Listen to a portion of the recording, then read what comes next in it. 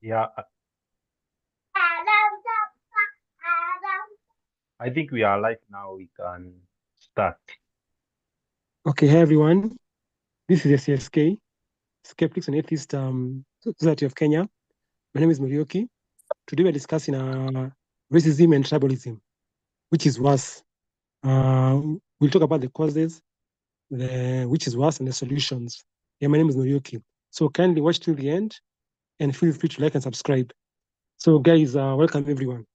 So now the first question I want to throw to the panel is when you hear the word tribe, what do you understand by the word tribe? Can somebody define tribe, please? Thanks. What does the word tribe mean?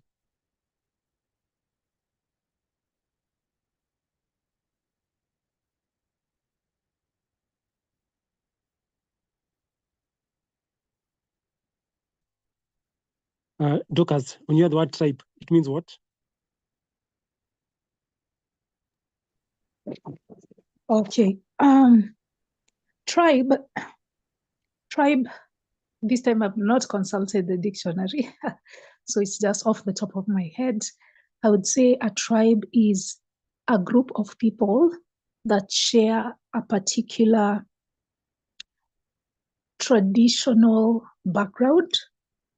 And by tradition here, I mean a similar culture, a similar language, sometimes.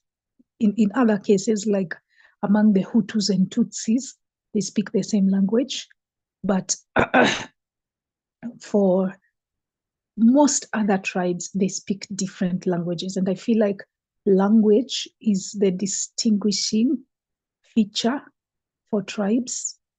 So yeah, they could be, the traditions could be language, they could be cultural practices, and that one is also very common, that maybe if you go to Luos, you notice that Luos practice initiation differently.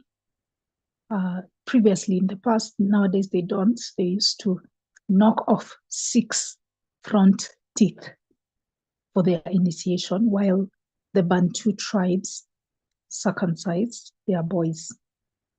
And before even they used to circumcise their girls. So we have different cultural practices among ethnicities. We have different names, different rites of passage, etc. So to summarize, I would say a tribe is a group of people that have a similar traditional background. Yeah, off the top of my head. Thank you. Okay, thanks, Dorcas. Deve, what does tribe mean to you, please?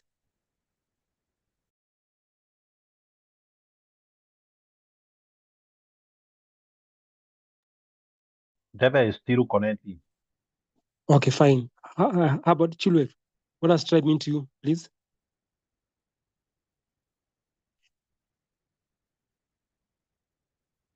Chilwe, are you there? Chilwe.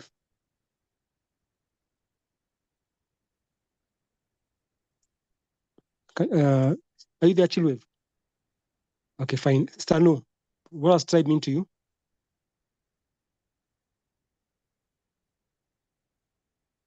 Ex-Pastor Stano, tribe. Oh, you can't hear me. Oh, I can't hear you, Chilwe. You can't hear. But your mic seems on. Are you able to hear now? Now I can hear, yeah.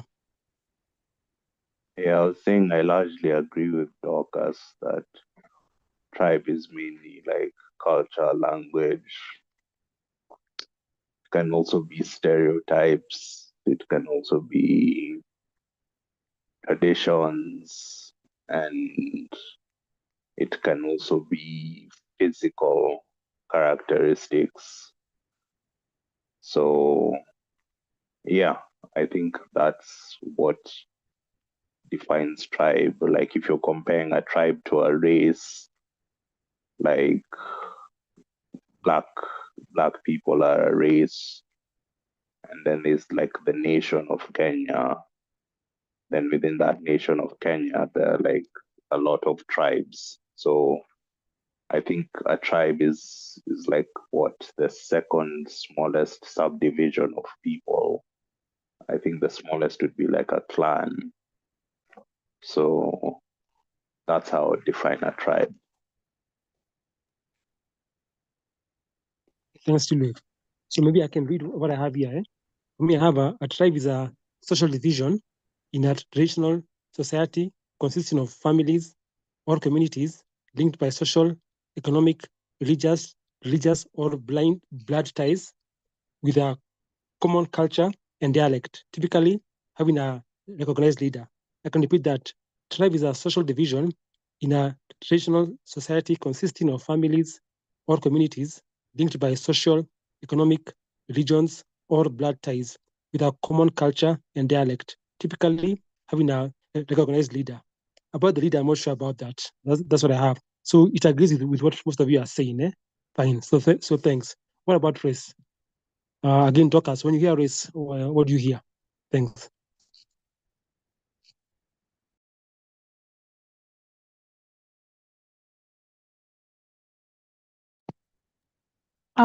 When I hear race, by the way, I like that definition you've given, because it begins with the basics, which is that tribe is a form of division in society. We can divide society in terms of families. We can divide society in terms of tribes or counties, geographical places, etc. So, borrowing from that definition of tribe, I can also say that race is a form of social division that is based on certain phenotypical characteristics. Of course, there's been a lot of arguments going around out there that race is a social construct, and maybe that's a discussion we can get into later. But generally speaking, it is a form of division in society, a form of social division, which is based on common phenotypical traits. So what are these? They can be skin color, they can be hair texture, or facial features, even body features. So for instance, we assume that white people have maybe anywhere between white, like really white, when it's so cold, to beige, pink, or that kind of color pigmentation, while Asians, depending on which part of Asia they come from, tend to have a yellowish tinge to their skin, while the ones from places like India tend to be brown. India, Pakistan, they tend to be brown. Conversely, Africans, especially sub-Saharan Africans, have a darker skin tone. Of course, we acknowledge nuance. We acknowledge the fact that in the continent of Africa, we have Egyptians, Tunisians, and the people from Northern Africa who do not look phenotypically black. So we acknowledge that even in Asia, there are people in India who have complexions like ours. They're as dark as we are. So it is it's nuanced, but it's just a general sweeping assumption. Even when it comes to facial features, it's assumed that white people have thinner lips and pointed noses or a narrow nose, while black people have full lips and broader noses. As we said, it's nuanced, just generally speaking. Like if you went and got random black people from sub-Saharan Africa, and then you got random white people from Europe, you would find that the number of people with the thinner noses, thinner lips in Europe among the white people is more than the ones among Black people. But of course, we have many Black people with thin lips or pointed noses. So yeah, in those many words, that's how we describe race. Thank you. Okay, thanks, Dorcas. Pragmatist, when you hear race, what do you hear, please?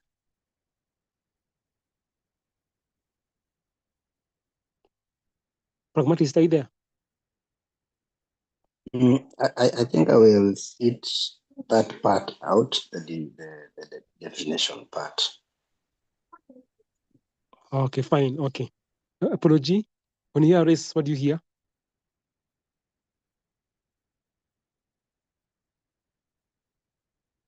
Apology, are you there? Okay. Chilwell, when you hear race, what do you hear? So, Oh, okay. Apology. Okay. I'm still following. I've not heard your question. I'm still following. I just joined.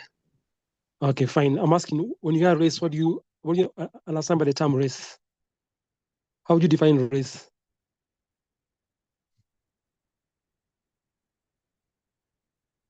Okay, fine. Chilwell, how would you define race? I think I largely agree with Dorcas. She said most of it. I think it's kind of an outdated way of classifying humans because it's not really scientific. It's more of a social construct. Because on the genetic level, there's no real difference between the quote unquote races. It's kind of like cats. The way cats can have different colors, but they're all just cats, right? It's not as if one color has special traits. You have different breeds of cats, but within the same breed, you can have different colors of cats, right? So that's how it is with race. But I think when people mainly talk about race, they classify people based on skin color and certain characteristics. They say that Black people have dark skin, and the skin ranges from light brown to very dark, right? I think the only question is I'm not sure how they classify people in the Middle East, because to me, I've always looked at Middle Eastern as being their own region, but apparently people classify the Middle East as being Asian. But I'm really wondering, would you really call Arab people Asians? And why would you call Arab people Asians? Yet I've heard people calling Jewish people European. And when you look at someone like Mark Zuckerberg, he looks white, but he's Jewish, and technically Israel is in the Middle East. So I don't know if Middle Easterners would be white or Asian or a mix of the two. Maybe you guys can answer that one. And I don't know why sometimes they classify Hispanics as being their own race, when to me, Hispanics, like those Mexicans, are just as white. They're just as white as the Americans. So yeah, maybe you guys can also answer that, whether you think Mexicans are white, or do you think they're that different race from Americans? Yeah, those are my questions. Okay, thanks, Chilwell. In fact, for me, I was surprised that race is a social construct. That shocked me. I know that because we have very distinct features. You look at Africans, Europeans, we're very distinct. So I thought race is something real. So I was surprised to know it's a social construct. So maybe I can define what I have here. Race is a social construct used to categorize humans into groups based on perceived physical traits like skin color, hair textures, and facial features. Race is not a natural or biological category, but a social construct, meaning it's a concept created and maintained by society. Maybe I can repeat that. Race is a social construct used to categorize humans into groups based on perceived physical traits like skin color, hair texture, and facial features. Race is not a natural or biological category, but a social construct, meaning it's a concept created and maintained by society. That shocked me. Why? Because we look so different from the Chinese, from the Arabs. So I thought it's something real. But it was new for me to know that it's a social construct. Dorcas, your hand was up. Yeah. Dorcas, I see your hand went up. Yes. So my hand is up, not because I want to answer Chilwe's question. Maybe somebody else will take it. I have a question for Chilwe and even for you, Morioki, who has given us a definition that starts with race being a social construct. I contest that a bit. I think there is a social aspect of race in that some of those categories are very arbitrary and they tend to get mixed up here and there, or they tend to be combined with social traits. Like now those Hispanics, the fact that they speak Spanish and they practice Hispanic culture, then now they are also categorized into it. So yes, to me, there is an element of the social in race, but I also think it's biological. So my question to Chilwe would be, if it is just a social construct, if there's no biological aspect, then would you, because biology is often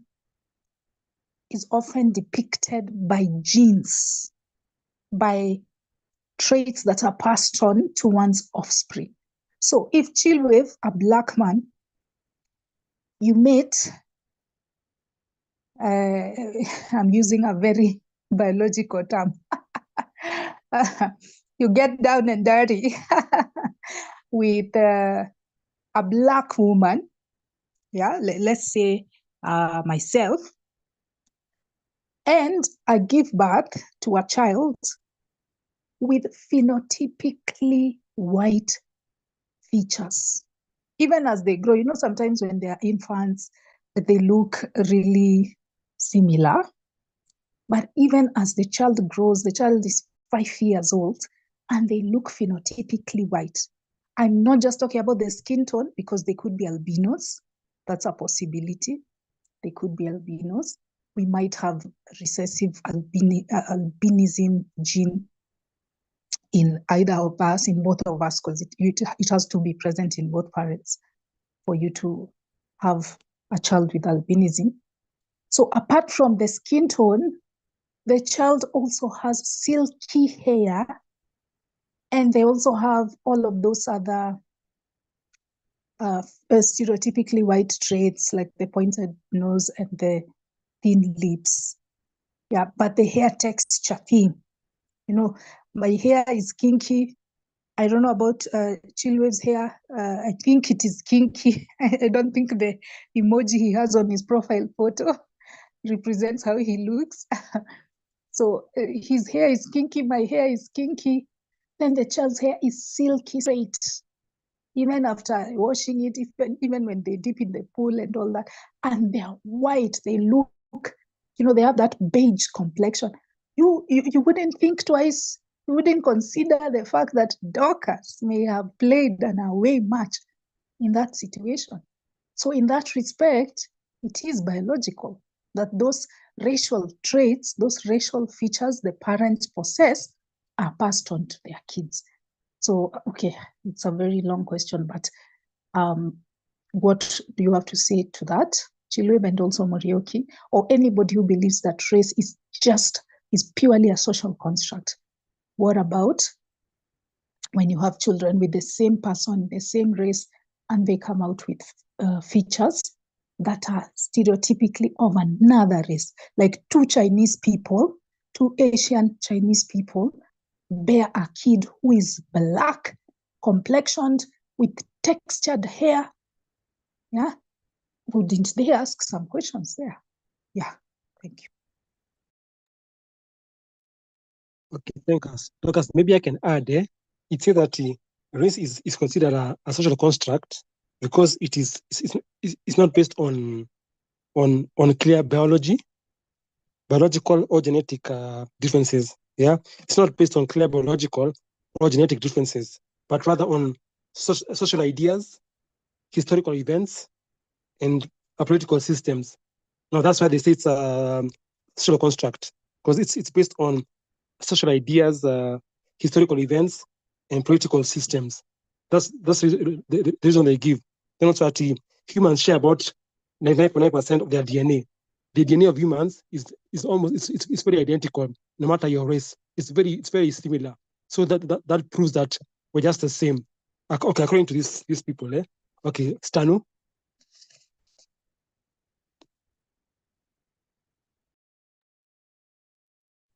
Mine is just to respond about the social construct. So race is not a social construct, and if we can agree it's a social construct, we can also agree color are a social construct. We can agree that blue is the same as white, is the same as red.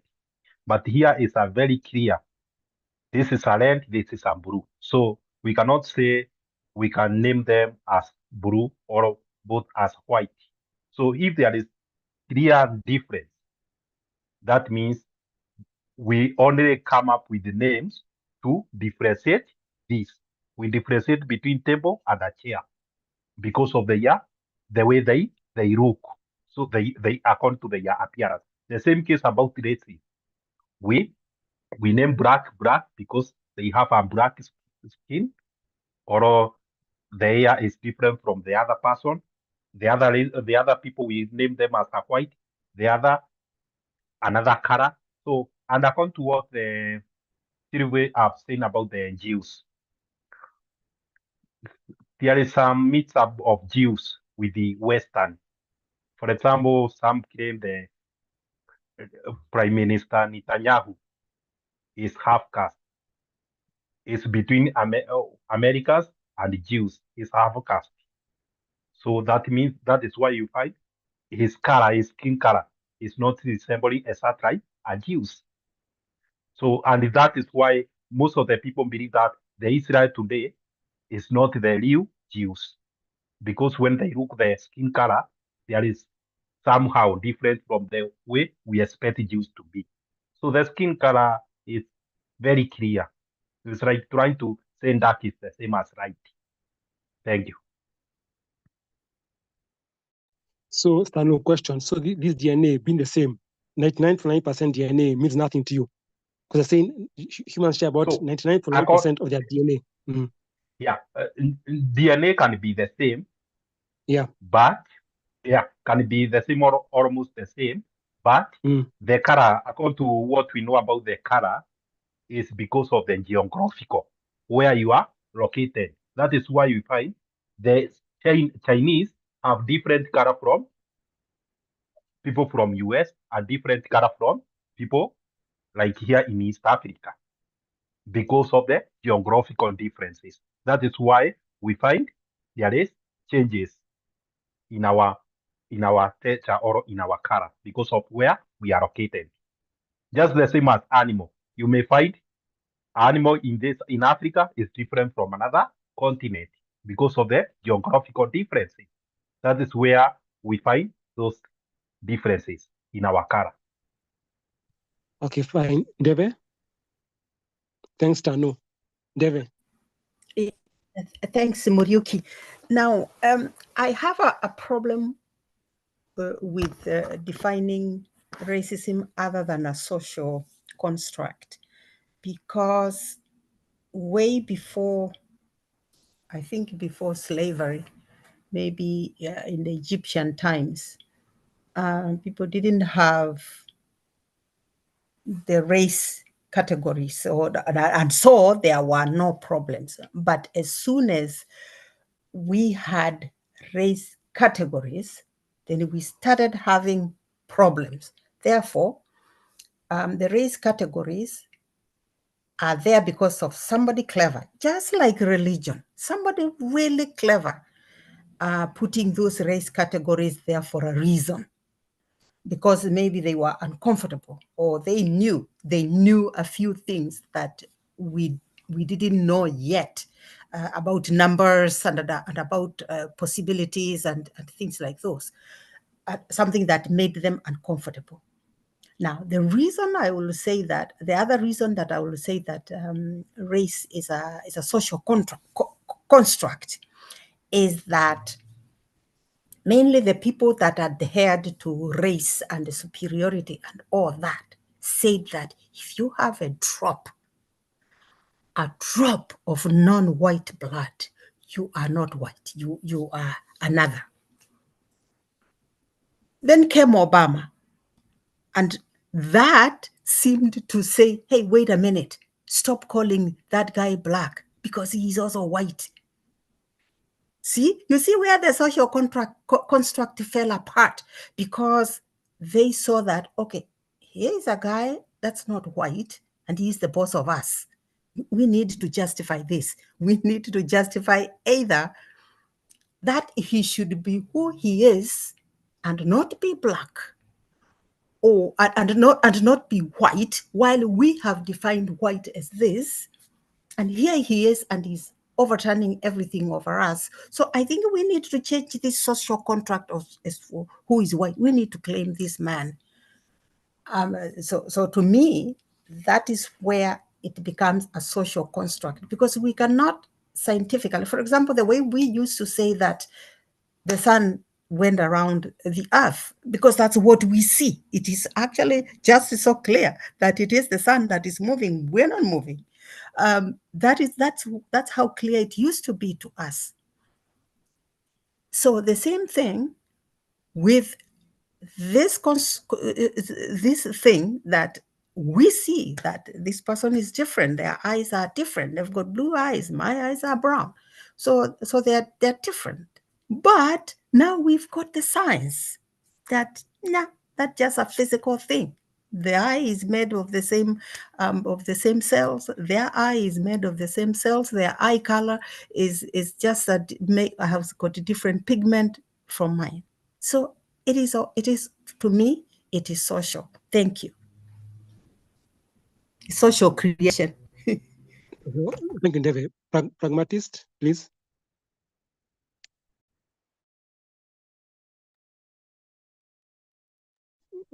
Pragmatist, are you there? Yeah. Okay. Yeah, go. So the point I would just like to maybe put across is that we should not try to ignore what we can see, whether it's a social construct or not. I think it would be accurate to state that race is a real thing based on physical appearances. That's all that it is. And simply because we share a huge percentage of DNA as humans, it doesn't mean we are not different. It would be wrong to claim that just because we are all humans, that's true. Like the overall, the encompassing thing is we are all humans, but there are those subtle differences which may be based on, something like race. The Indians have black hair, for example. I was watching something today, funny enough, and it's just some comedy about those subtle racial differences, right? The Asians have black hair.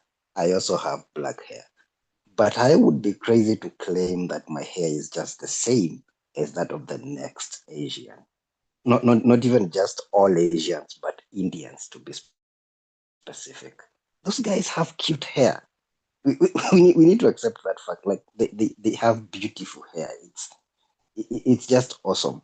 And that is mainly because of their race. So race is a real thing, and it's mainly based on those physical traits. Also, as humans, we actually share a very huge percentage of DNA with chimps, with monkeys, with other apes. That does not mean we are the same, just past the fact that we are all animals and also we belong to a similar family of animals. And about the question that Chilwave was asking earlier regarding the Israelites, why they look more white than Jewish. I think that is a case of, I don't know if I'm going to call it evolution or a bad word like corruption. Like, they might not necessarily be pure Jews, because becoming a Jew these days is not primarily based on the family tree of Abraham and Jacob. It's not solely based on that. So we may actually have some Caucasian people or semi half Caucasian people who are living in the Middle East but identify as Jews. Again, the whole Asian continent, most people are actually lighter skinned than us Africans. So if you were to mix that with an actual white person, you would get something that is not very Middle Eastern. Yeah, I think those are some of the things we should be aware of. I'm not defending racism, although we are not there yet. I'm not defending racism. I'm just saying it's a real thing. And if we deny it, we run the risk of not addressing it properly. Or if we act like it's not a thing, we turn a blind eye on it. It makes it much more difficult to address the problems that come with it if we are not admitting or acknowledging its realness and its reality. Okay, thanks, Pragmatist. Just a question in 2 minutes. Supposing I ask an if question, like if humans remained in Africa, if we stayed here, there would be no races. Is that accurate? Like if we didn't move from Africa, there would be no races. Is that accurate? Just a question, just an if.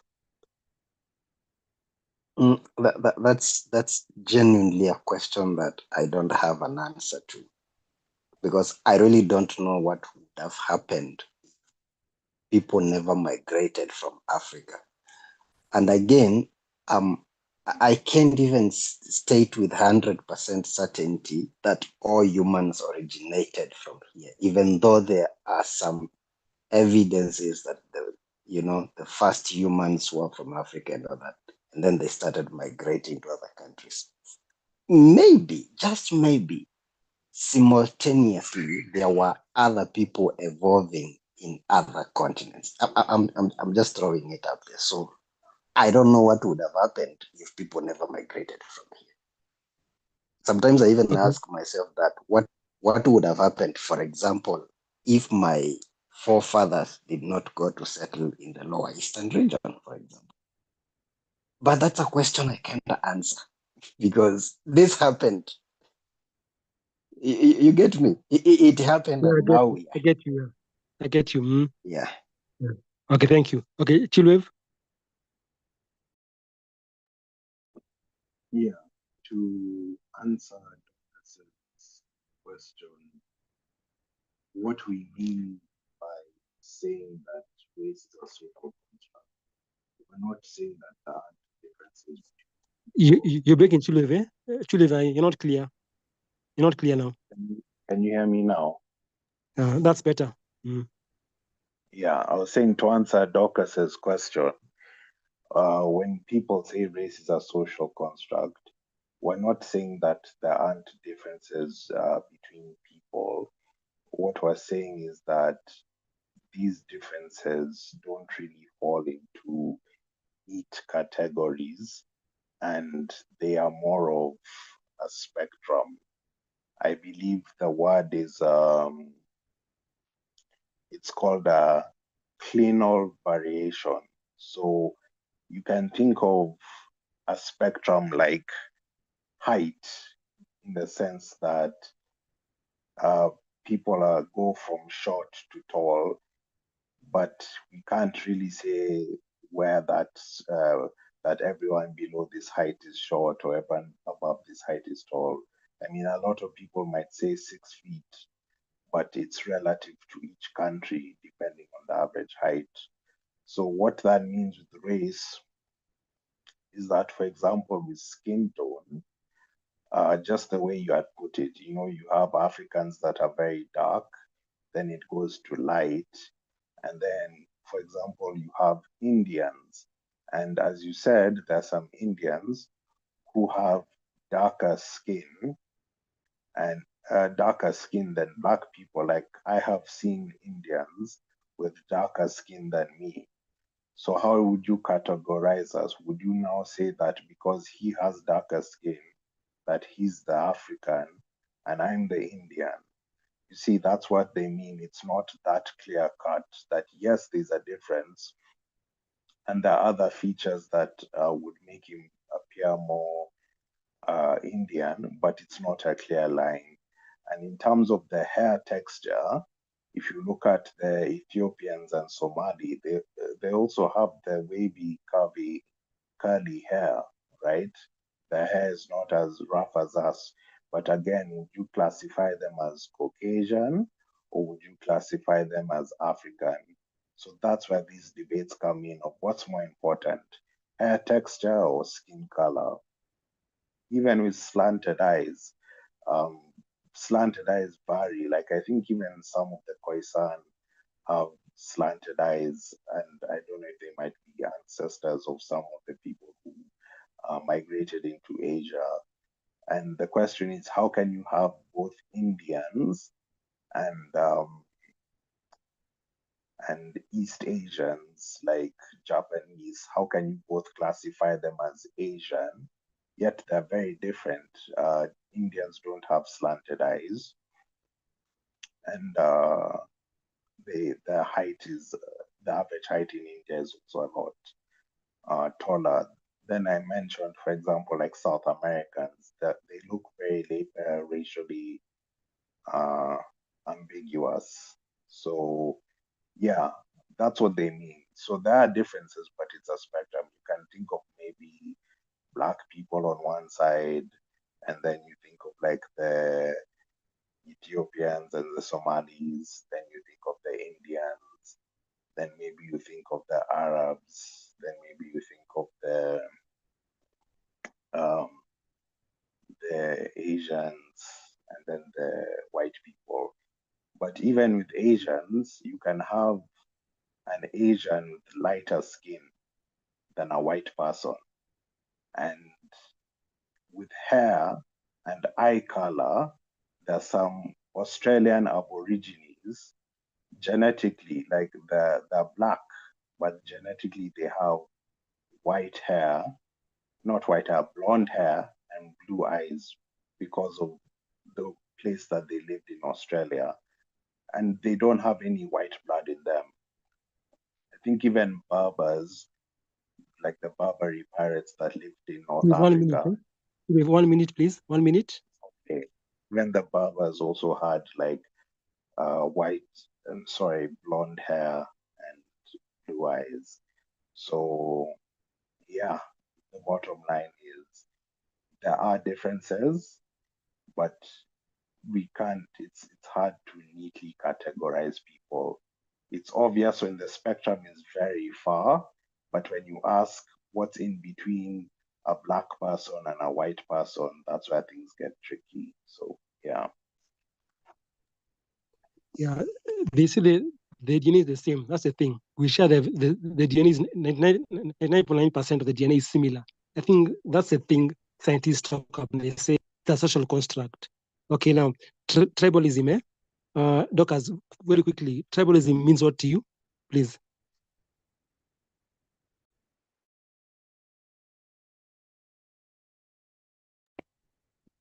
Okay. I know I am supposed to define, but I have to mention something small in response to what everybody has said. I think I stand with the pragmatist on this one. I believe that even though people have used racial categories to discriminate or to make other groups seem superior to others, as Ndeve was explaining, that does not eliminate the reality that there are distinctions among groups that are physical in nature. And even the examples that Chilwe was giving on how there are some Africans who, for instance, the Ethiopians and the Somalis have curly hair and maybe brownish, light brownish complexion, you can't still call that person white or even Asian, because we look at a combined, not just the skin color, we look at the hair texture and even the facial features. Those give you a clue. I acknowledge that those categories are not distinct, they're not very clear cut, but they are a rough estimate. Like if you go among Black people, especially the ones in sub-Saharan Africa, and you check their complexion, you will find that the majority will have a darker complexion to white people. It's just a fact. I really am averse to denying reality. Anyway, back to your question, Mr. Moderator, what is the definition of tribalism? Tribalism is a form of discrimination that is based on one's ethnicity. So you favor a certain group of people because they belong to a certain community, ethnic community. So it could be at the workplace, it could be politically speaking. Here in Kenya, we really have that. It could be socially in terms of who you marry or who you relate with, where you live, etc. So it's a form of discrimination based on one's ethnicity. Thank you. Okay, thanks, Chokas. For me, what I have here is tribalism, a strong feeling of loyalty and identification with one's own social group or tribe, often to the exclusion of outsiders. I can repeat that. Tribalism is a strong feeling of loyalty and identification with one's own social group or tribe, often to the exclusion of outsiders. So that definitely means it doesn't seem right. So I don't know if that makes sense to you guys. So that's tribalism. Now we go to racism. Deve, when you hear racism, what do you hear? Please. Thanks, Muriuki. When I hear racism, although now it has, of course, it has negative connotations, but I hear a tendency to favor your group, which to favor your group, which is usually a big group, bigger than tribe, big group. So you tend to be exclusive or to favor or to think that they are better than another group, so that you can advantage that group and otherize. I'm borrowing that one from J.K. Koinange. I heard it from somebody called Lukoye. I heard him use otherize, and otherize is a really good word, to otherize another group. So that, to me, when I hear racism, that is what I hear. Otherizing one big group, otherizing another group. Thank you. Thank you, Ndeve. For me, what I have here is racism is prejudice, discrimination, or antagonism by an individual, community, or institution against a person or people on the basis of their membership of a particular racial or ethnic group. Typically, one that is a minority or marginalized. I can repeat that. racism is prejudice, discrimination, or antagonism by an individual, community, or institution against a person or people on the basis of their membership of a particular racial or ethnic group, typically that is a minority or marginalized. So here it's like it will mostly affect a group that's marginalized. That's either they are fewer or something of the sort. So hope that makes sense. That's racism. So maybe I can ask a question. It's a bit controversial. Can we say that racism makes more sense than tribalism? For me, they are both wrong. But can we say racism makes more sense than tribalism? Because language can be learned by a Chinese can learn Luo, a Japanese can learn Kikuyu. So language is very minute, but race, like you said, is very distinct. So if I say racism makes more sense than tribalism, is that accurate? Thanks, Bill.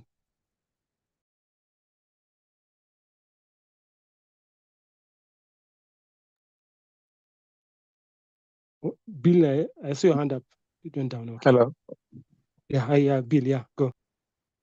Yeah, so I think the issue in Akamna how you're defining tribalism, because I think the way we define tribalism in Kenya, how it is used, is what sociologists will call ethnocentrism, not tribalism.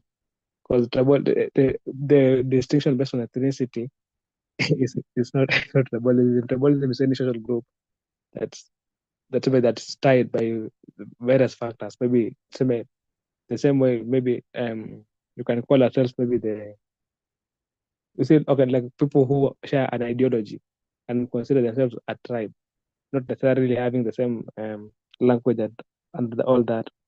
So the thing that Dorcas was defining was ethnocentrism, not tribalism. Now, on whether tribalism makes more sense than racism, No, I think I meant racism. Racism makes more sense. Yeah. I think it depends on what you feel is more valuable. If it's the culture. Excuse me, Bill. If you disagree with definition, which I defined as a form of discrimination based on one's ethnic community. So, what is your definition of tribalism? My definition of tribalism. I'm not saying disagreeing with the definition. I'm saying that definition that you use aligns more with ethnocentrism than tribalism, because a tribe is not necessarily a group that is tied by ethnicity. It can be tied by other factors. No. That's my point. So, Bill, are you saying tribe isn't about language, Bill? It's not about language. Yeah, the way we use it in Kenya, but the way it is used in the political space is about language. So that's why when you read the definition from the dictionary, Murioki, you saw that the definition that was in the dictionary did not match to how we use it in Kenya, because that's not the right word. The right word is ethnocentrism, because ethnocentrism comes from ethnicity. So you feel like your ethnicity is better than other ethnic groups. That's the point. Now on whether tribalism or ethnocentrism makes more sense, or on whether racism makes more sense than ethnocentrism and tribalism, I think it depends on what we value more, whether it's the culture or the physical attributes. For me, I feel like the culture matters more than the physical attributes. So I would argue that it makes more sense to be tribalistic or ethnocentric than racist, because racist we are arguing based on external attributes which does not affect our personal behaviors, because our behavior is shaped by our culture. So that would be my view. So because if our cultures are clashing, the way we behave, the way our belief systems and everything will be affected by that culture.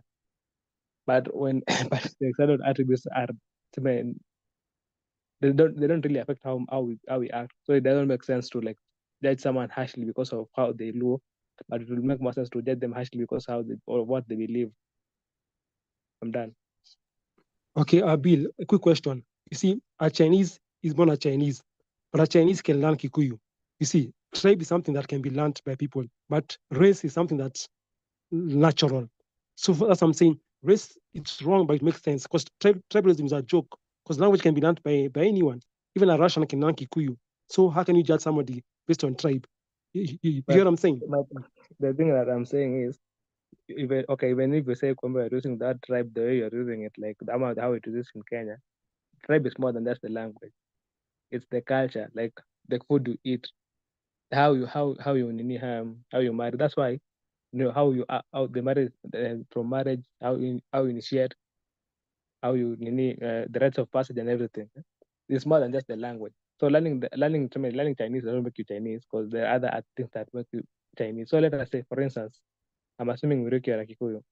So let's say you've been raised in the UK, and then someone mwenye amekuwa raised a white person that has been raised in Nyeri, and as he has grown up with the culture of the people of Nyeri, and he behaves like them, and then he grows up with them, he understands the culture and he appreciates it, and then wewe uko in the US and you appreciate their culture, who is more Kikuyu in this sense?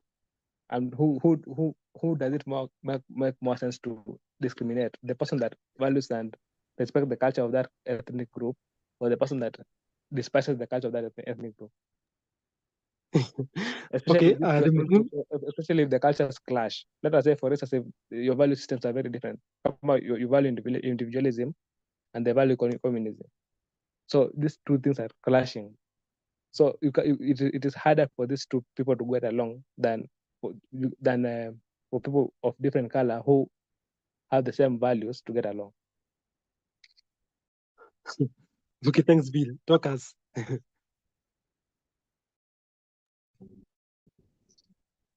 Okay, first of all, I have to say that I don't like the question because I think it doesn't help us. It doesn't improve society. It's a beauty contest among pigs. These are both social ills. So if we compare and say, oh, this one is better than this one, it's neither here nor there. I would rather focus on the causes of racism and tribalism so that we can have a foundation of the solutions. But I'm not the one moderating the topic, you are. So I'll still indulge you and say, to me, the worst evil is racism rather than tribalism, because racism can't be changed. As I said, I don't believe race is a purely social construct. There are biological features that make you become categorized as a Black person or as an Asian or as a white person.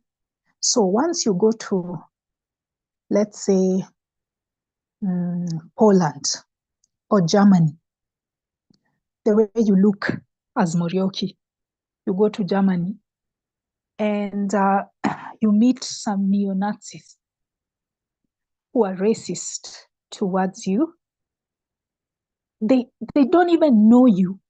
They don't even give you time to express yourself. Maybe you've taken the time to learn the German language. You've learned their cultural practices. You know how to cook German dishes, etc. Or maybe you were even adopted as an infant in Germany and you've been brought up as a German. Then all of a sudden, you meet these neo-Nazis, these racist fellows, and they don't even listen to you. They don't even get to know you. They start to discriminate against you. Maybe they attack you or they deny you access to their venue or to a certain job simply because you are Black. Like, it's such an irrelevant fact to how we live life. How you look, your appearance is irrelevant. So to me, I feel like racism is the worst evil of the two, because of the fact that we can't change our race. You can try like Michael Jackson, but you can't unless you ban all your childhood pictures and you have a lot of money to do hair transplants and all that. But for the most part, people can't change their race. So if you discriminate against people based on these physical features, it's really challenging. But you can change your tribe. You can learn a language. You can learn the culture of the people. There's a Kenyan lady I follow on YouTube. She's married to a Chinese man. She speaks pure Mandarin. She lives in the village up north in China, and she cooks their meals. Like she's very culturally Chinese, but she's also very African looking. They are very black and all that, all the phenotypes or the stereotypes we assume.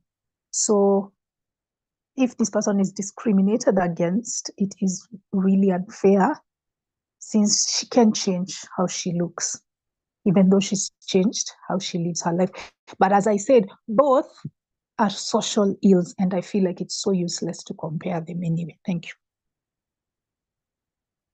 Okay, Dorcas, yeah, I hear you. See, in my own world, in my own fantasy world, tribalism shouldn't exist. That's why I asked the question. I hear what you're saying.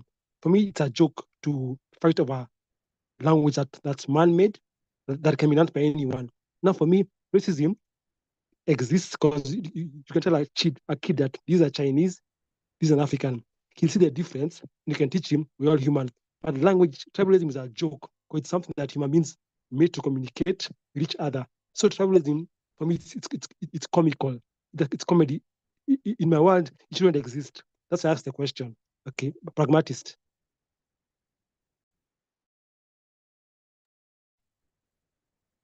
I will begin by first agreeing with what Dorcas said about the question.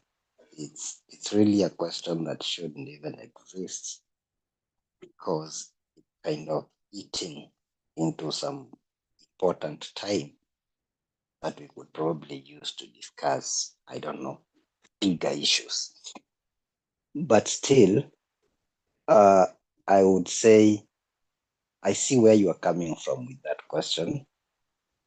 And I think by the virtue of its reality, and despite it being wrong, I would kind of agree with you that racism actually tends to make more sense than tribalism. Because when I start hating on you because your last name or your first name is Muriuki, and yet we are just neighbors, we look the same. Our languages only differ very slightly. It's kind of more painful. It's like when a family member hurts you. I think you feel the pain more than when a stranger does the same thing to you. Like there's something my brother or my cousin will do to me, and it will hurt 100 times than if some random person did the same thing to me. Because we expect much more. It's just in the mind. It's just a pure human instinct. We tend to expect much more from people we know or from our families, quote unquote. So when, for example, a fellow Kenyan treats me a certain way just because I'm from this tribe, it would feel much worse than when someone from a different race treats me the same way. I'm just thinking. But both are evils that shouldn't exist. Tribalism, racism, they are things that shouldn't exist. That's my short comment on that. racism tends to make more sense. Yeah, thank you. Yeah, it's just a question. Yeah, I find tribalism one big joke. Okay, now maybe okay, Bill. Okay. I think we are forgetting that as like this group is like is a great example of like a tribe in that we share the same values, and considering kwamba there's there are some values that may clash had like us being non-believers and then and them being believers. There's some things that by the virtue of them being believers, it's hard for them to include us in the activities. Unaona? So I think that there are social evils. I think they're justifiable in a way, because especially in the instances where the values, some of the norms, they're counter to each other. So for instance, let us say, assuming couple we were still adhering with our ethnical culture, and then I'm Luo and Dorcas is and and then there's a girl that's a Kikuyu, and according to their culture, they can't marry a man who's not circumcised, and then I'm a Luo that is not circumcised. I think it will not be fair for us to expect the girl to marry the boy who, because that would be against their values. Now, okay, I think umepata point yangu though. Okay, sawa, acha ndachia hapo hivyo, but that's my point. Like I think it's justifiable. Justifiable. I don't get you. What do you mean quickly? What do you mean justifiable? Bill? Very quickly.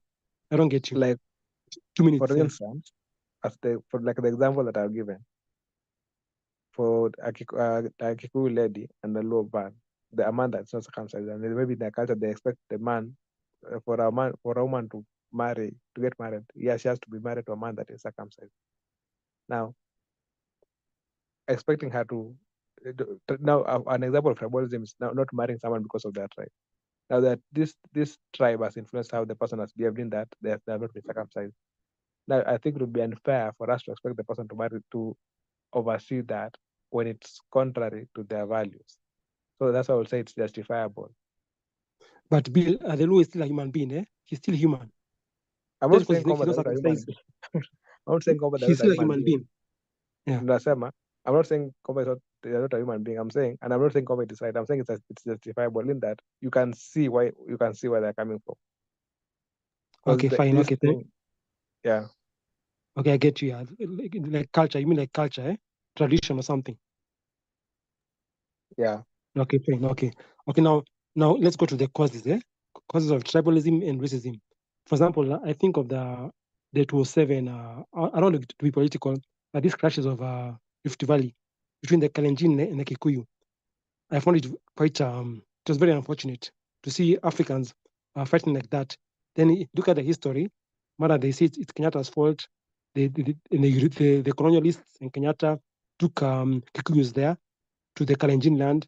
So now there's always that conflict between the Kikuyu and Kalenjin. Yet we're in Africa, the same African. Now, because of the tribe, we're killing each other. So I don't know. For me, one of the causes is leadership, like the colonialists in Kenyatta. And I'm using Rift Valley as an example. So what do you guys think the causes? Is it in Africa? Is it the colonialists and the leaders, or is it just us? Thanks.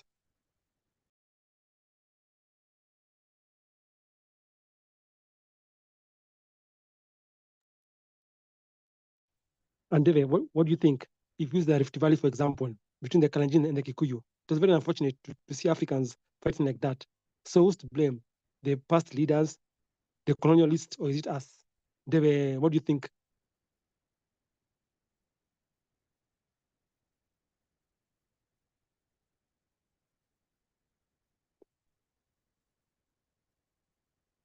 Okay, Douglas can go. I would say there are many causes of racism and tribalism. One of them, as you have stated is political. I think tribe is a very convenient tool for political mobilization. And nowhere is this more evident than in our country, Kenya. Oh my gosh, you can predict the outcome of a presidential election based on the number of ethnic groups supporting a certain presidential candidate. You can predict it with a razor-sharp precision. William Ruto would not have become president if he did not have Gachagua in his camp, because Gachagua mobilized his tribe, and in fact, his tribe represents the largest voting bloc in Kenya. Then Ruto also had his Kalenjin people, and then now they started breaking up the other communities. In fact, I think in Kenya, maybe it's only the Luya that tend not to follow a certain pattern. They tend to be very divided when it comes to their presidential vote, but most other tribes vote as a bloc. It is a very convenient tool, but it is also a highly ineffective one because we sacrifice efficiency for tribe. So that one we saw it again in the 2007 post-election violence. It was largely a fight between the Gema community and basically the rest of Kenya. The Kalenjins, the Luyas, the Luos, they were all seeing Kikuyus and people from central Kenya as the enemy. So politicians are to blame. We need to sanitize our politics and look for other ways of articulating our agenda. That's one. Number two, I would say it is also some historical injustices. I think if you study our history, there's been an enmity between Luos and Kikuyus because of the historical divisions that happened among the founding fathers. There was Jaramogi Oginga Odinga and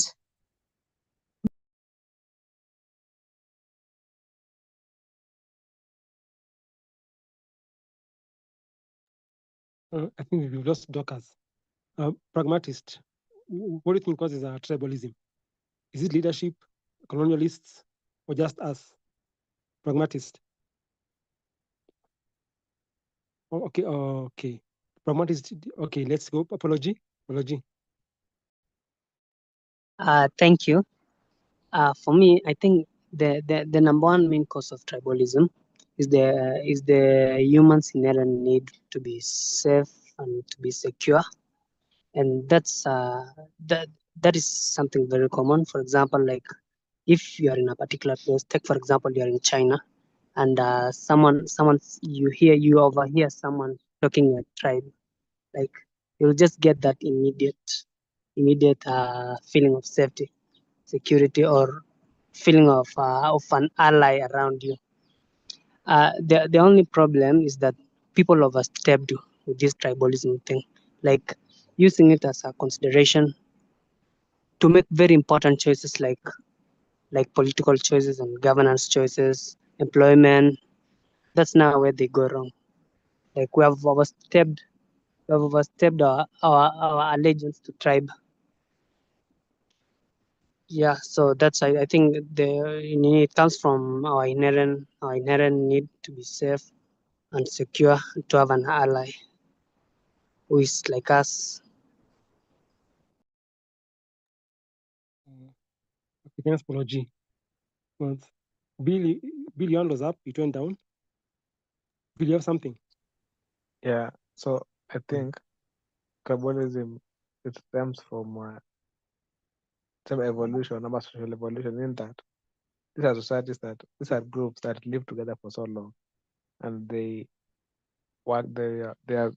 for time immemorial, they had learned to be mistrusting and distrusting of their neighboring communities, because maybe the neighboring communities will come and drop, raid their cattle, just steal their women, have to come and so imagine for hundreds of years, that was what had been happening.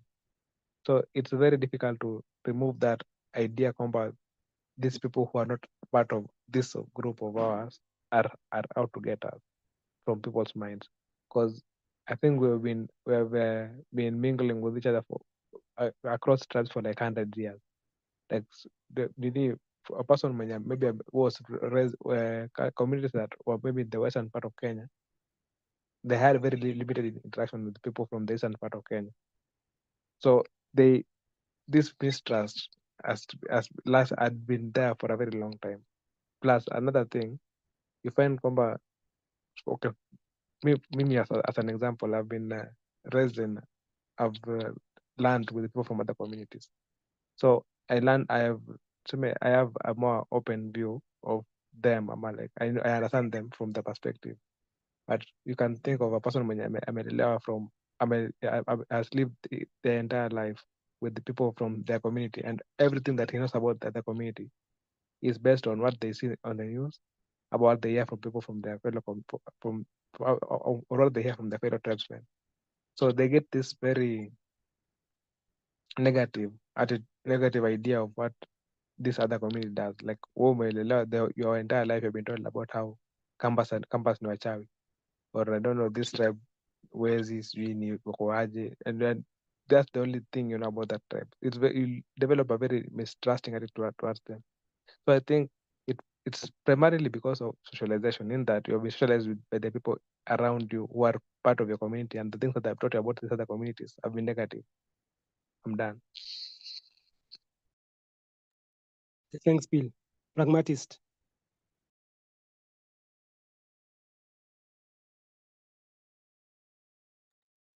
Pragmatist. Oh, yeah. Okay, then Dorcas. Sorry, then Dorcas. Sorry, Pragmatist, then Dorcas. Okay. So I think the two previous speakers have actually highlighted on very important causes of tribalism, and I'm just going to add on that. Humans tend to have this, I think it's an inherent need to belong and to be recognized and to associate. And so when you combine that with another thing, I don't know its name in psychology, but there is this tendency where humans feel comfortable in familiar waters. There is that tendency, like when you form a habit, people feel comfortable within that zone. So when you combine the tendency to want to belong plus that tendency of humans to feel comfortable in their familiar zones, you can easily begin to understand how tribalism and even racism are born. Because like, if I'm raised around this kind of a group of people, I would like to belong there. Even when I grow up, my mind still wants to go back to the familiar zone, to the things that I'm used to. Another thing is the tendency of humans to want to, not necessarily humans, but the human brain kind of forms patterns as we grow. And the mind feels discomfort in breaking those patterns. And these are very generic statements. They can apply to many other things in our lives. But now when it comes to them giving birth to racism, or rather tribalism, that's a very solid reason. Like, your mind is focused on the things you know, the things you are used to, and how you operate. Another reason is basically the same thing why some of us were deeply religious and some people fail to live religion. The thing that we usually call childhood programming. Unfortunately, some parents actually raise their kids to, I think I've heard one speaker mention distrust. Some people raise their kids to distrust other tribes, which is very wrong. I had this experience, by the way, a while ago. There's this person who was married to my tribe. She is actually not a Kamba. I'm a Kamba for those who may not know. She wasn't a Kamba. She was married by a distant cousin of mine who is a Kamba. And this lady had the audacity to tell me, when you start choosing a partner, do not choose from tribe ABC. I'm not going to mention the tribe. And then I was like, what if this guy thought the same way you are reasoning? You wouldn't be here. So I'm like, there are people who tell others such things. There are parents who tell their kids that do not interact with guys from that tribe, they are not good. Do not interact with people from that tribe, they are like this, they are like that. And then you're like, they are humans. We can't generalize on that.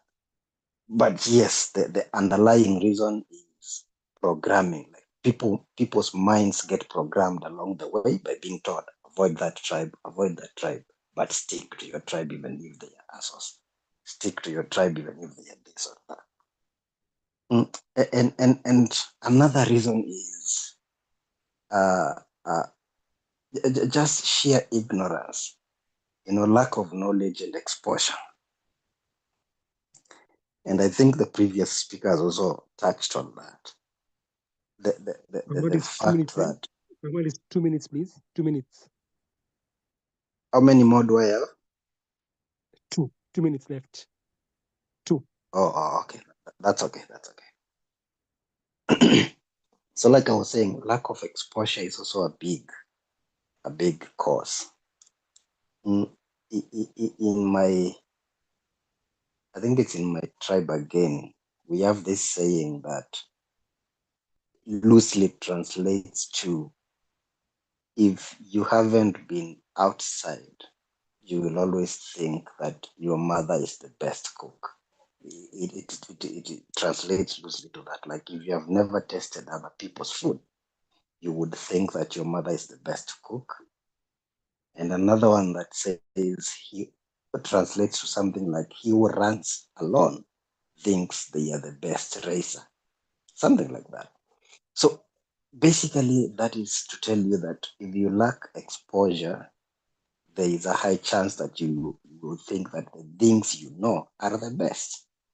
And so when you grow up in a certain tribe, it might be hard to break those mental barriers without the necessary exposure, especially early in your life. And that may contribute to this nonsense that we later on come to call tribalism. And the final reason, according to me, that I'm not going to explain, some people are tribal just because of sheer stupidity, just, lack of enough brain power to think beyond your tribal lines. I think I will leave that last point unexplained like that. Yeah. Thank you, pragmatist. Let me repeat, tribalism really hurts me. Tribalism is it's a nightmare. Okay, Dorcas. Okay, I'll try to go fast because I see time is not on our side. I was saying that besides political mobilization, historical injustices, and I was trying to explain that there's been that traditional enmity between the Luos and the Kikuyus in Kenya, and then now parents continue to inform their kids that you can never trust a Kikuyu if they are Luos, and if you vice versa, because those people are snakes. They betrayed our forefathers. So we keep on passing on the beef that existed among our ancestors. And under historical injustices, there's also the railway development plan in Kenya, where where the railway line was built is where development was placed. And that's why we have the big 5 communities having some advantages, the 5 most prominent or successful communities. And then the others are called quote unquote useless Kenya. We divided Kenya into useful Kenya and useless Kenya. So especially where we have pastoralist communities, they have been underdeveloped. And that, of course, creates some sort of hatred towards the privileged group, and even the privileged group look down upon these communities that were underdeveloped historically. The same is true for race among Black people after racism, after what was it called, slavery was abolished. There were still no systematic efforts made to fund their schools, to give them health care, etc. And those historical injustices disadvantaged Black people in the US. So that's one thing. All the other things have been mentioned. I can just add, scarce resources. Sometimes people fight among tribes because resources are scarce, like the Pokot and the Turkana or the Samburu, those pastoralist communities. They really fight a lot because they're trying to secure land for themselves or cattle or the few resources that are available. I also think the media plays a role. Somebody mentioned this. I believe that if the media shows certain stereotypes of a particular tribe or a particular race, then it ingrains racist or tribal attitudes. For instance, Black people have often been portrayed as violent. We are always the bad guys in movies. We are poor. If you Google poor people, okay, they are trying to change that. But before, if you just Google poor people, you just see Black people, as though there are no poor people among Caucasians or Asians. We are stereotyped as lazy, as ugly, as submissive and religious. And those stereotypes work against us because the people that watch them who are not of our race believe them. Yeah, so I think those are the things I will add and allow others to share also. Thank you. Thanks, Dorcas. David. Yes, thanks, Muriuki. I want to ask a question about the post-election violence in the Rift Valley and maybe some other parts of the country. If the other races living in those areas were attacked, or we just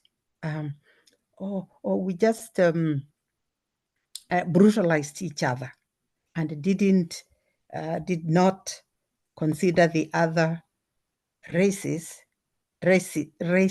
as people who had come to our area and taken land. And what does that say about that kind of behavior? If that kind of behavior is not just based on ignorance, there are definitely underlying issues. But if there are untouchables, even around those issues, what does that really say? Because I'm always really angry about the ignorance and how we behave around some issues due to ignorance, or just we choose to be ignorant and go by the easy route like water, just go downstream like water. Thank you. I would like somebody to tell me if other races who are in the Rift Valley were attacked, or we just brutalized each other. Thank you. Thanks, Dave. In fact, Dave, that goes back to my question about which is worse. The same question. I still insist tribalism is worse, like you're saying. Because now maybe if there were Zungus there, maybe they wouldn't do that. But now it's Africans killing Africans because maybe Wazungus they seem like they are superior. So they leave the white man and fight the African. You fight your own race because you're seeing this person is superior. It's back to the same thing I was saying about which is worse. Okay, Bill? I don't think people are not attacking white people because they felt they're superior.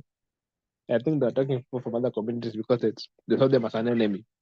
So, for instance, okay, during the colonial period, black people are fighting white people because they saw them as the enemy.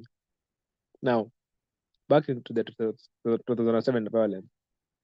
Okay, during this last election, I was talking to my friends, and because I have friends from different communities, and I was curious, like, let us assume a conflict starts, and our communities are at war, and then some members from our community, from my community, kill members from your community, and so the members of your community are coming to take revenge, and they ask you, okay, now I'm going to kill this person. Now in this case, now they're coming to kill me because I'm from the other community as revenge.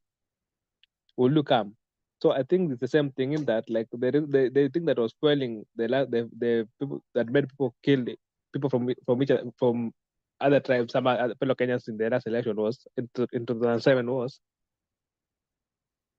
what the people who are in Nyanza are hearing. Combat laws are being killed in Central, and they're like, okay, we'll take revenge from our end because we'll kill the Kikus from our side because our fellow laws are being killed in Central, and then the Central people in Central are also hearing, okay, wenzetu wanauliwa huko, so we're taking revenge for them from our end. Now they wouldn't attack the white people because the white people are not involved in this situation, but if they felt combat the white people are the enemy, they would still have done that. I don't think it's a matter of inferiority complex in this case. I'm done. Okay, thanks, Bill. Okay, Bill, in 2 minutes, can Africans fear to attack a white person because of they might come with a bad retaliation? Is that possible that they'll fear attacking a white man because they'll retaliate more than the African? Is that possible? I mean, it's a factor in that the white currently are the minority in Kenya.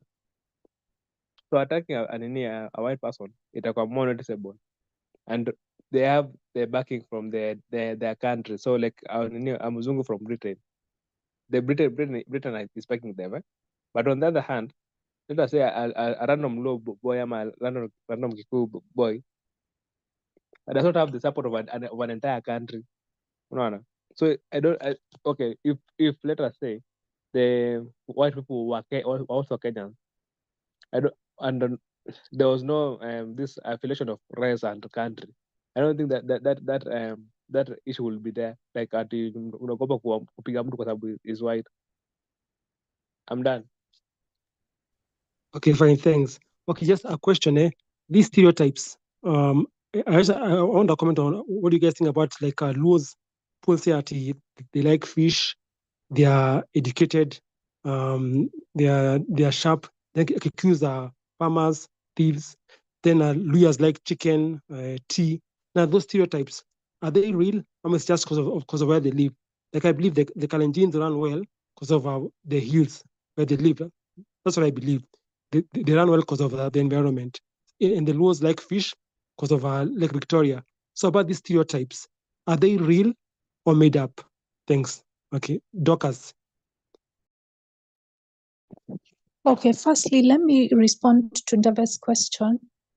I think Bill gave it a very good response. I'm just reiterating his point.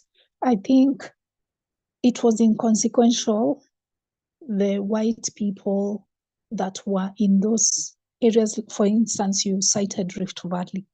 The white people that voted in the Rift Valley were a small, I don't even think they accounted for 0.01% of the population. So it was so small that it didn't matter.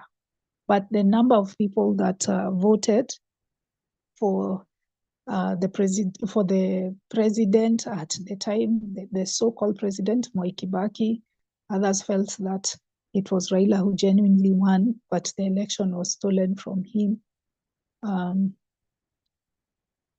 Majority of the people that voted were from our usual ethnic communities, especially those big five that we mentioned, and others. So yeah, it didn't matter at that point because of the percentages. Now, on your issue of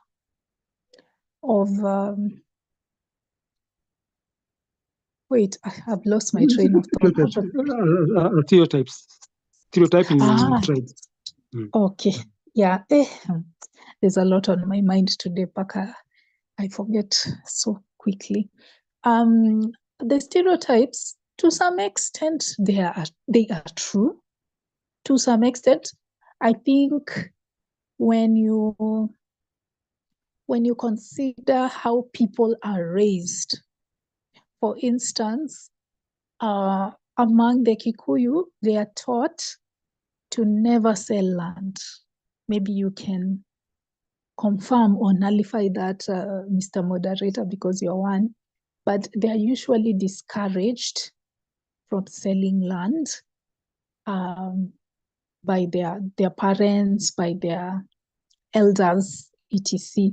There are certain cultural ideas that are transmitted from one generation to another within a certain tribe. Like, you remember when we had that tussle this month? Was it this month or last month? Or the hashtag "We Are All Kikuyus," because our president was accusing ex-deputy president Gachagua of using the Kikuyus to engage in violent attacks during the Sabasaba protests.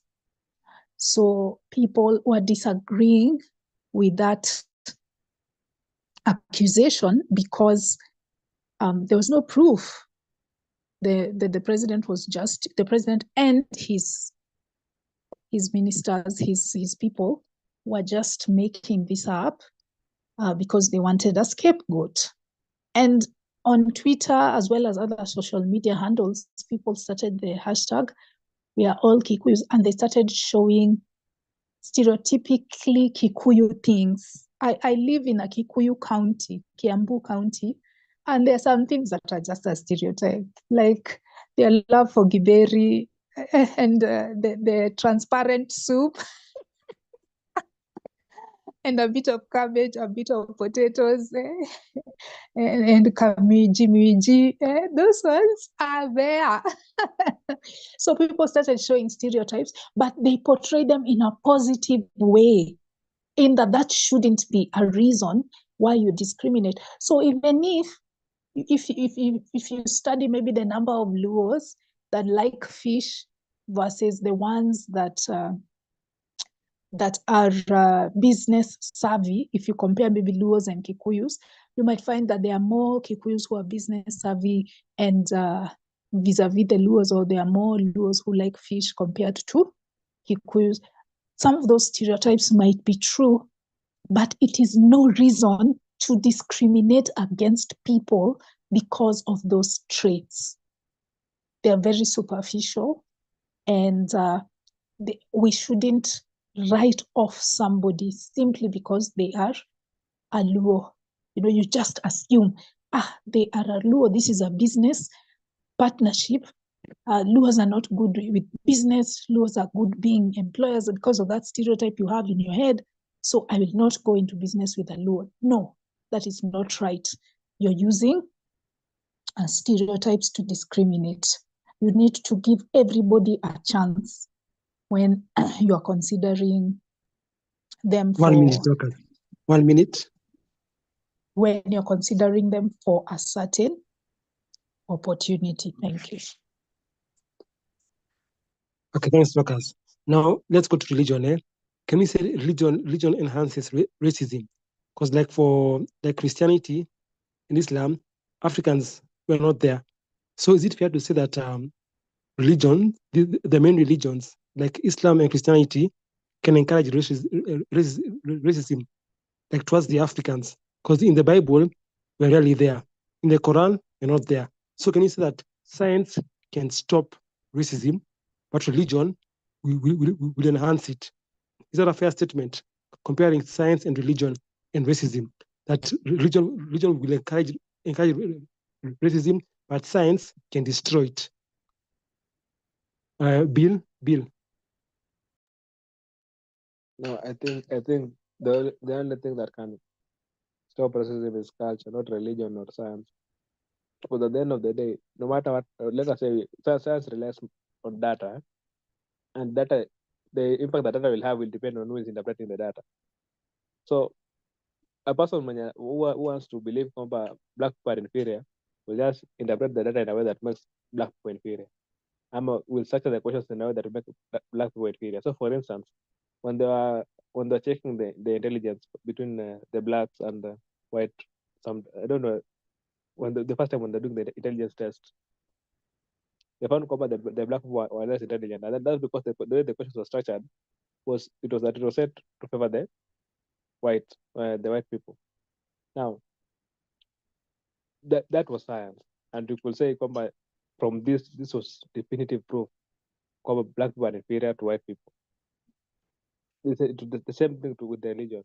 You can use the fact of the idea of black people being descendants of I don't know Shem to be your argument for why black people are inferior, or you can use the argument or you can use the verses that talk about all human beings are equal and we are all created by God to argue on all human beings being equal. So at the end of the day, I think it's just people. I'm a society, we socialize each other that can end racism and tribalism, not science or religion, because both science and religion are influenced by culture. I'm done. Okay, Bill, quick question. Scientists will say Africans are like we are third world because we remained here. But the Europeans, when they left Africa and reached Europe, they found a harsh environment. So they began to think more than us because of the cold. So they'll say that we're not cast, it's just the environment. So that's better. What do you think? We're not cast, it's because we remained in Africa. Then the Europeans in the cold, they became quicker than us in innovation. Is that fair? See that their science is better. What do you think? At the end of the day, the claim still remains the Europeans from this argument, they're still more advanced than us, than Africans. So for a reason, it's true, but it's true. Bill, it's true, but there's a reason. Look, we're not cast. There's a reason. Again, that was my point. Like it depends on how you interpret that or this reason. Does it mean these black people they're worth less? Because if you interpret it as a scientist and say this is proof black people are less developed and so they're less advanced than white people, and hence they should be treated as less. You can still do that as a scientist. Similarly, religion is not contingent on black people being cast. Like you can still interpret religion as you are all created by God, as I said earlier. So at the end of the day, it depends on who is interpreting this information.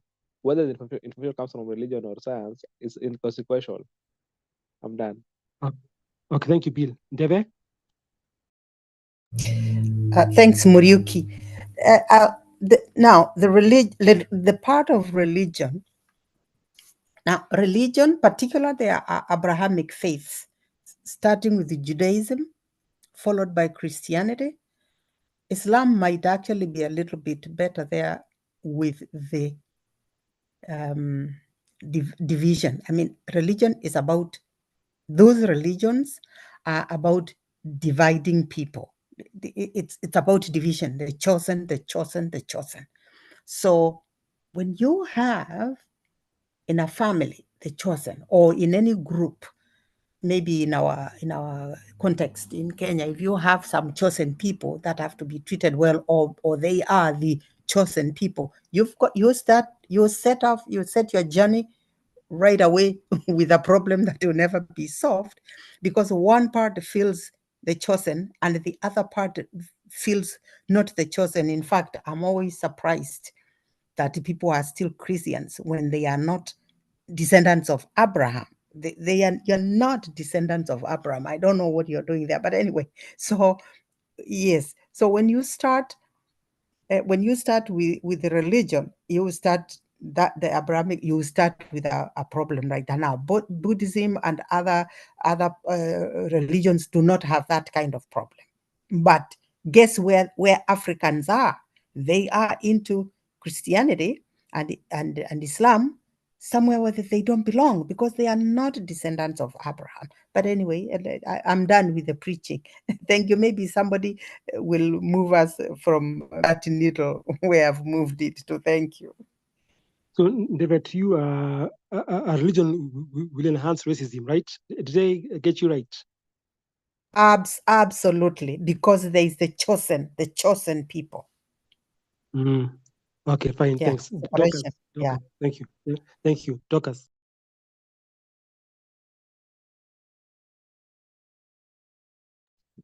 Okay. I'm a bit torn on this question.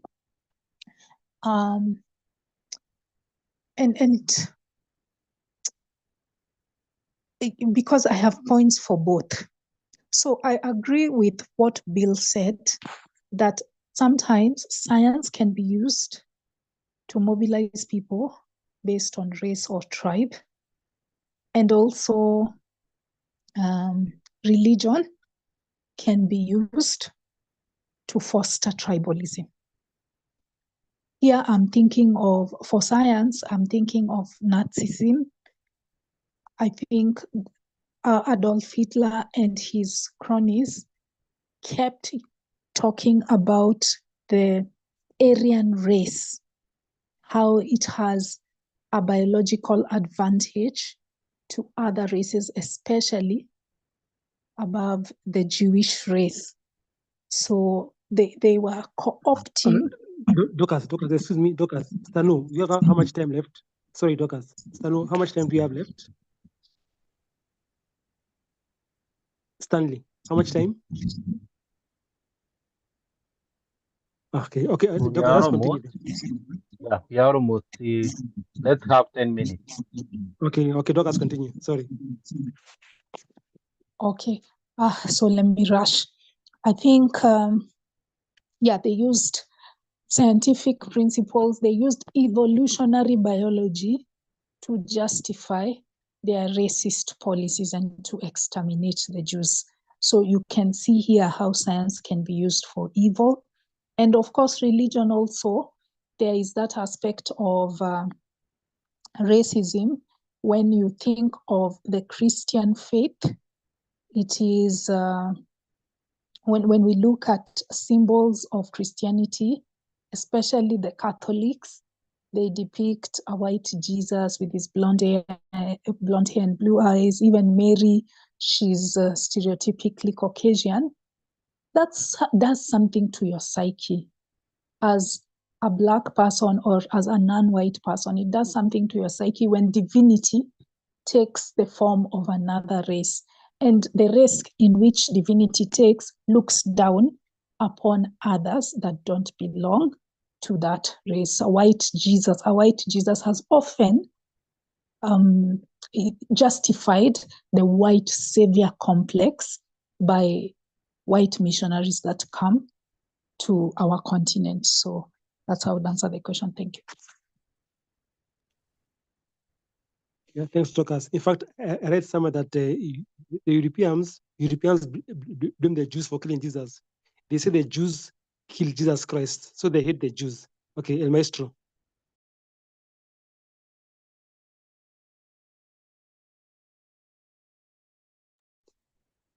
El Maestro.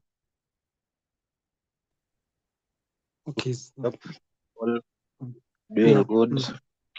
Okay. For me, I've been sick this whole week, but I'll be fine. So, There's a question Miroki asked Bill about, I don't know, did the Europeans, I don't know, it's not that Africa is cursed, but I don't know, it's that Europeans, they started thinking because they live in a somehow that an environment that is called, for me, I don't think that is consequential for development of any place, because there are places in Europe who experience weather that is almost the same as Africa, like countries like Portugal, Spain. Those are developed countries, but they have they experience almost the same weather as most African countries. So I don't think weather is a factor. The reason why these Europeans are more developed than Africa, it's not the only reason, but one of the reasons is when they left here, they left our people mentally colonized. They had when they left us, they gave us freedom of they left us, and we returned back to being free, but now they ensured that they've enslaved us mentally. That's why we see Africa, they enslaved us mentally through what? Through religion, and through how they set up the systems like education, and countries like Tanzania. I mean, I imagine countries like Tanzania are still using the constitution of that the colonialists left. I'm like, how can they still be using such? They are still very, very far behind. So yes, they left, but they ensure that they've enslaved us mentally, and through religion and through the systems. And secondly, you are talking about religion. Does religion contribute to racism? I'm not sure. I'm not sure if that's the case, but maybe it's not really racism, but it contributes to making the black people feel inferior to the white people. Like the way Dorcas said, when they pick Jesus as a white man, or they pick the Virgin Mary. In the Catholic Church, they pick the Virgin Mary and Jesus as white people, and inside churches that are for black people. It makes you now feel inferior to these white people. So I don't know if that contributes to racism. I'm not sure. Yeah, thank you. Yeah, it makes sense, Maestro. Yeah, Stano, solutions and your comment, Stano. Okay, I will answer the question first. You asked about the religion. To me, I have a contrary opinion, because to me, when I observe in reality, religion reduces the racism, and it also reduces the tribalism. Reason being, religion tries to unite the tribes, different tribes together, because they have come to another common belief, and they also unite the different races with that common belief. So about what we are trying to see whether it can create some division about having a statue of white Jesus or white Mary. For me, I see zero evidence those statues to have contributed the part of racism, because people, they don't care about those things. They just see them as a spiritual instrument or a sacred statues. So for me, I don't see them as if they are contributing any kind of racism. For me, religion, they try to reduce tribalism.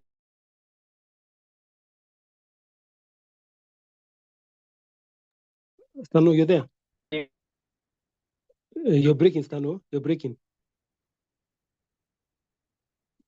Stano, we can't hear you. We can't hear. We can't try to make it universal or allowing the tribe to marry the other side. I think there is a problem with the audio. Okay. So do you have time for solutions? Is there time? We give solutions. Yeah. It's time. Do you hear me? Yeah, I can hear you. Yeah. Okay, I'm saying solution is trying, the leaders should try to make the, if it's time of trying, the leaders should encourage the tribe to engage with the other tribe through trends, even through leadership, by trying to minimize any kind of tribal and reducing all those kind of stigma by educating their own tribes or the other tribe about them. Even through the competition in games, that will also somehow reduce the tribal by making our team having the all type of tribes. And also in terms of politics, let's not be selecting a leader based on the tribe, but based on its character. Yeah. The same case with the race. Thank you. Okay. Docas, I hope there's time, man. Docas solutions. I don't know how much time we have. Okay, I'll keep it below 2 minutes. I think for you to have effective solutions, you have to consider the causes. That's why it is really important to have those whenever we have a topic. And I'm glad we discussed it. So we need to challenge media stereotypes about certain underprivileged races or certain underprivileged communities. We need to humanize them, and we need to show other stories that are not just negative stereotypes. I want to see the life of a Turkana or a Samburu or a Pokot that is in the news without necessarily hearing about bandit attacks, for goodness sake. I want to see their dreams, their aspirations, the transformations they've gone through, all of that. Let's challenge dominant stereotypes. Another proposal would be deploying teachers, civil servants, or any people that work in counties to go to different counties from the ones that they were born and raised in, because it promotes ethnic mixing and it challenges the stereotypes. You know, you fear the people that you don't know. If you haven't interacted with an El Molo, that's a very small tribe. I hear it's becoming extinct. If you've never interacted with an El Molo, you will assume the worst. You'll only focus on the stereotypes. But if you meet one, you realize, oh, kumbe, they're just human like me with flaws and strengths like me. Another solution would be in politics. As we've said, politics is a really big one. I think we need to redefine our political parties and make them agenda-based, not personality-based, because the personalities are often the ones that mobilize ethnically. Let's focus on principles. I think the Gen Zs are challenging this. If they can register to vote, I think they will change the face of Kenyan politics. But let's not just keep it exclusive to the youth. Let's make it a nationwide movement of making our politics issue-based. And I think that can be done by civic education. You go to people and you tell them, you show them the impact of their tribal choices. You know, the corruption, the looting of public resources that only benefits those individuals, not the community, and show them how choosing a leader who is effective, regardless of their tribe, would benefit them in the end. Civic education would be among them. There's a final one, affirmative action to fight racism, but it's controversial. It has its upsides and downsides. Maybe we don't have time to get into them, but it's a solution. Thank you. Okay, Debe, solutions and closing remark, please. Yes, Muriuki, thank you. for me to be able to find solutions, first we must be informed as to what is happening, who formed the opinions that we have about tribes and about races. First, we need to get that information, and as to why those, who benefits from those segregations, so that we may be able to fight that. And some of the information that we need to find out about, particularly about racism, is this idea of the lighter the skin, and that is very African, that the lighter the skin and all that, the smarter the person is. And that one is really it's really destructive to us Africans. That one is really a destroyer of our African capabilities and abilities. As soon as we get information about that, then maybe the lightening creams and all that and the whitening might stop destroying the skin of our women and even men. I mean, it's not just in Kenya, because even in the Congo, the men, the musicians do that whitening cream and all that. But that is in the ignorance of the fact that in the African sun, the skin, I mean, that light skin without melanin protection, your skin really ages. I mean, that is just a fact. It's just that the sun is the enemy, and that's why in the tropics we have the melanin to protect us. So but people lack that knowledge. So without that knowledge, people will still continue destroying themselves. We will continue doing things that think that don't benefit them. Now, in the races, in the part of the races of the tribalism, what really annoys me, and what people should really be aware of, if when it comes to land clashes, I'm only going to clash, the Mkamba is going to clash with the Luo or with the Kikuyu or with the Kale, and there is some white man there or an Indian with a farm, with a tract of land with thousands and thousands of acres, and we're not going to attack him. I mean, that is also something that people also need to be informed, because you think that the white person is a god, or they are exempt from our land problems, or you think somehow they are superior, because that would be the only reason why you're not angry with them, that they have got thousands of acres of land, and the Kikuyu has got 2 acres of land versus my 10 acres of land, just because he's a Kikuyu. I think that shows an ignorance that is it's just destructive ignorance. So I think we need to be informed. We need to learn. We need to know the root cause of things, and to know actually where we want to take our country from here. Thank you. Well, not just the world, from here. Thanks. Okay, thanks, Debe. In fact, I was shocked to learn that the Hutu and Tutsi speak the same language. It's called Kinyarwanda. I thought they were different, but they speak the same language and they still killed each other. That was very shocking. Okay, Dokas, you can close. All right.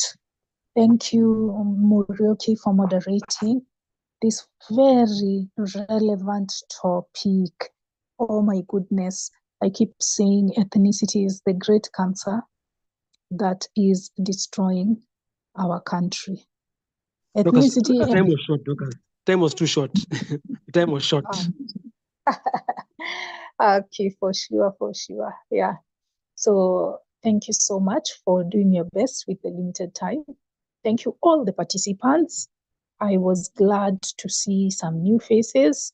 Thank you, Bill. Thank you, Polo G. Okay, they're not new, but they've been missing in action.